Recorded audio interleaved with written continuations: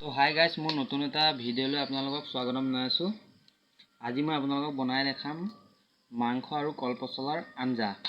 এয়া মই কলপচলাখিনি মিহিকৈ কুটি লোৱা হ'ল আলুৰ সৈতে। এইখিনি মাংস আৰু এইকেইবিধ মছলা। ইয়াত আছে তো শুকান জলকীয়া গুড়ি, জিৰা গুড়ি, পিঁয়াজ, গৰম মছলা, চিকেন মছলা আৰু তেজপাত আৰু আদা নহৰু জলকীয়াৰ পেষ্ট। তো আপোনালোকে ভিডিঅ'টো চাই থাকক, স্কিপ নকৰাকৈ। মই আপোনালোকক কেনেকৈ বনাই দেখাব লাগে মই দেখাই আছোঁ। এতিয়া মই কেৰাহীটো পাতি গৰম কৰি ল'লোঁ ভালদৰে। এতিয়া তেলটো দিছোঁ, তেল দিলোঁ। তেলটো এতিয়া ভালদৰে গৰম হোৱাৰ পাছত মছলাটো দিছোঁ। পিঁয়াজ,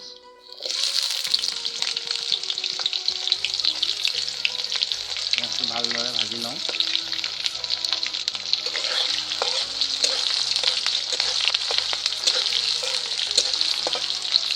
অলপ ৰঙা কৰি ভাজি লোৱাৰ পাছত মাংসটো দি দিব পাৰে।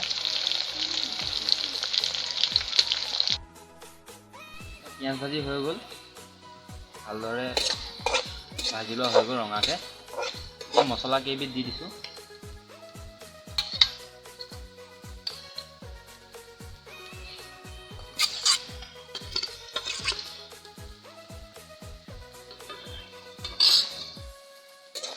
অলপ লৰাই দিছোঁ, এতিয়া মছলাটো মিক্স হৈ যায়।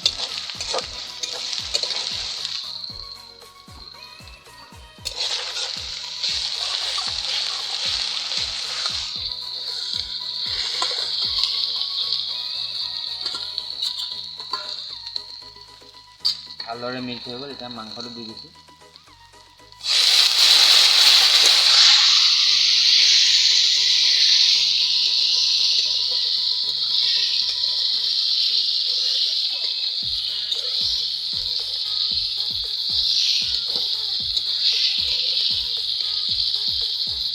হালধি দিছোঁ,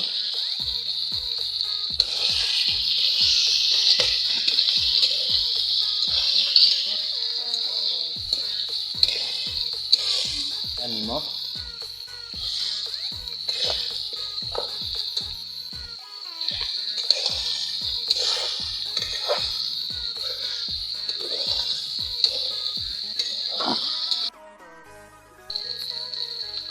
মাংসটো অলপ লৰাই দিম যাতে ভালদৰে সিজাই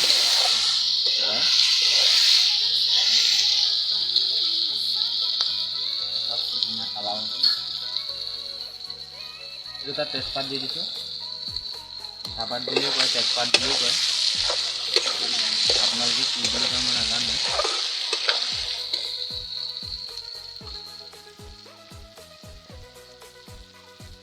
ভালদৰে মাংসটো সিজক 5 মিনিটমান। ভালদৰে মিক্স কৰা হৈ গ'ল মাংস আৰু মছলাখিনি।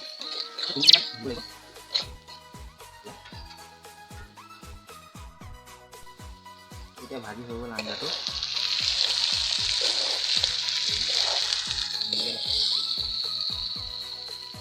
পানী দিম,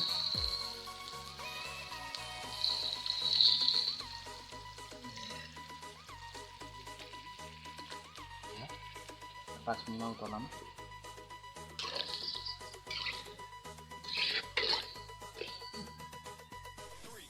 গাইজ, আঞ্জাখন বনাই হৈ গ'ল। এয়া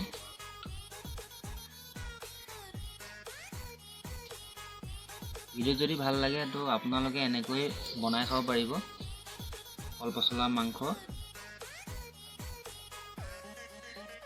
ভিডিঅ'টো চাই ভাল পালে লাইক কৰিব, শ্বেয়াৰ কৰিব, কমেণ্ট কৰিব আৰু ছাবস্ক্ৰাইব কৰি দিব। কাষতে থকা বেল আইকনটো দবাই দিব যাতে মোৰ নতুন ভিডিঅ' দিলে আপোনালোকে সোনকালে পায়। চ' আজিলৈ বাই। ইমানতে মোৰ ভিডিঅ'টো সমাপ্ত কৰিলোঁ।